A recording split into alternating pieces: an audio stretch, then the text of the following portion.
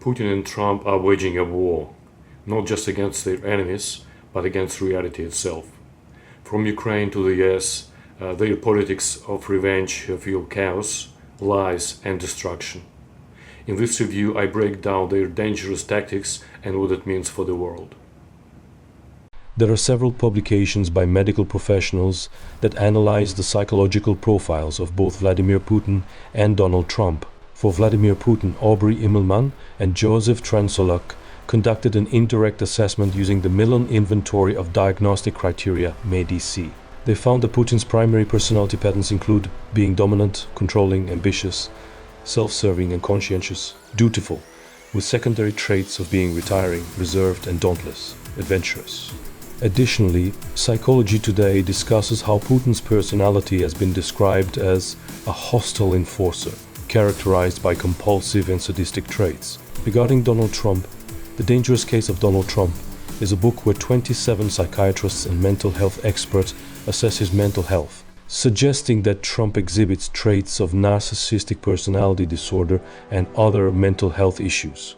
Psychology Today also explores the challenges of diagnosing public figures from afar, but notes that many health professionals have commented on Trump's alleged paranoid, sadistic and psychopathic tendencies. While both leaders have been described with some overlapping traits, such as narcissism and sadistic tendencies, their overall psychological profiles are distinct. Putin is often characterized as a strategic and controlling leader, while Trump is frequently described in terms of his impulsiveness and need for admiration. Stanislav Belkovsky, a Russian political analyst, in his recent publications has offered a rather unconventional characterization of Vladimir Putin's psychological profile. In his book, Belkovsky suggests that Putin's tough guy image is largely a facade to mask deep-seated insecurities stemming from a difficult childhood. He describes Putin as shy, unassertive and emotionally scarred, portraying him as a pathetic weakling rather than the strong man he appears to be. Despite being two different psychological types, I agree here with the psychiatric assessment of Stanislav Belkovsky share a fundamental similarity. Both are extremely malignant and embody their international politics. In reality, Putin's war and Trump's war, as Trump effectively waged war against the entire world, are their own personal psychiatric conflicts. Putin's war against Ukraine is entirely personal. It is his vendetta against Ukraine launched in defiance of reason. Were he a rational individual, which he is not, he would have approached this differently. But he operates purely on emotion. He is a distinctly emotional personality, a female psychotype. Putin is driven by emotions, not logic. His war against Ukraine is nothing more than personal retribution for Ukraine's defiance, twice in full view of the international community. And both times, it was related to his political protégé, Yanukovych. The first instance was in 2004, when Putin visited Ukraine and attempted to install Yanukovych as its leader. Ukraine refused to elect him and, from Putin's perspective, even staged a coup by holding a third round of elections. We all remember this. Yushchenko ultimately came to power. The second instance played out in a similar fashion. Ukraine initially elected Yanukovych, who at the time pretended to be independent, claiming he could lead Ukraine toward Europe. Then, he abruptly reversed course, declaring Ukraine would no longer pursue European integration and would align solely with Russia. Ukraine responded with the Euromaidan protests of 2013-2014, delivering another public slap to Putin. If you fail to grasp this, you won't understand anything about Putin's war. His war has led Russia into a dead end, both as a country and as a regime. From a rational standpoint, it is complete suicide. Yet, Putin is so psychologically unstable that he cannot acknowledge reality. True leaders, even when they dislike someone personally, recognize talent and cooperate for pragmatic reasons. They might hate a person but still work with them if they acknowledge their expertise, whether in business, media, or another field. Putin, however, refuses to engage with anyone of significant professional ability simply because he dislikes them. This is why he prefers to work with Medvedev, who is utterly devoted to him. Putin thrives on unquestioning loyalty. Trump operates in exactly the same way. His comments about Zelensky reflect his own psychological baggage. Trump firmly believes, first and foremost, that Biden is his personal enemy, the man who stole his 2020 election victory. Trump had intended to win a second term in 2020 and remain in the White House in 2021. In his mind, two people prevented this: Biden, who ran against him and won, and Zelensky, who, in Trump's view, failed to help him defeat Biden. For Trump, this cemented both Biden and Zelensky as his sworn enemies. And this stance is ultimately against America itself, because, from an objective standpoint, everything Trump says about Biden is false. If we assess the war in Ukraine cynically, did America lose or gain? The answer is clear: America won completely. The US is an ocean away. Are its troops fighting in Ukraine? No. Are its soldiers dying there? No. Did it suffer losses by supporting Ukraine? No. Instead, the US gained everything. Its military-industrial complex offloaded outdated weaponry that would have otherwise required costly disposal. Instead of spending money on decommissioning, they provided this equipment as aid. Beyond that, America demonstrated its strength on the global stage. The war reshaped global energy markets, Russia lost its foothold in gas and oil sales, and America stepped in, supplying natural gas and oil to Europe. The Russian Federation's losses translated into gains for the US. Furthermore, by clearing out old weapons stockpiles, the US kick-started a new arms production cycle, modernizing its arsenal. Under Biden, America secured a strategic victory. Yet Trump insists Biden is a failure. But who actually lost? Not Biden. Putin lost. In fact, nearly every other player benefited. China gained access to Russian natural resources at bargain prices. India won. Even post-Soviet republics like Georgia, Armenia, and Central Asian nations gained.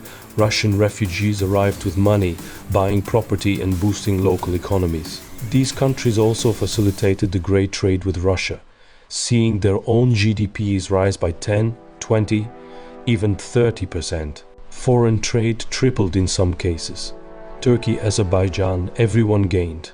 The only true loser, the Russian Federation. Putin squandered 1 million Russian lives, exposed his military's incompetence, and forfeited key economic markets. His war was driven by the personal vendetta of a boy from the Leningrad suburbs who sought to settle a score with Ukraine. That's the real tragedy. While Ukraine endures immense suffering, hundreds of thousands dead, millions displaced, 3 years of brutal war, the entire conflict is rooted in the emotional impulses of one man. Putin has no real desire to end this war, but for now he has received a form of temporary psychological compensation. What we are witnessing is the culmination of a schizophrenia that Russian analysts have warned about for decades. For 3 years, Russian propaganda insisted they were not at war with Ukraine, but rather with NATO and the United States, portraying the US as a demonic force, a satanic entity bent on Russia's destruction. They framed themselves as the last bastion of sacred values. And now, suddenly, with a shift in US leadership, America is no longer the enemy. Overnight, the same propagandists who condemned the US are now offering to sell everything, gold, metals, gas, just to buy concessions on Ukraine. This 180-degree turn is breathtaking. Yesterday, the US was the embodiment of evil. Today, it is a potential ally. This is Orwell's 84 in real time. Perpetual enemies suddenly become allies. Propaganda seamlessly rewrites history, and the public unquestioningly accepts the new narrative. Russia's media machine is so adaptable that should some miraculous event occur, say Ukraine wins decisively, Russian state TV would immediately rewrite the past. Solovyov and others would claim Russia had always been Ukraine's friend. They would say, of course, Ukraine is our Slavic brother. We have always been united. Kiev is the mother of Russian cities.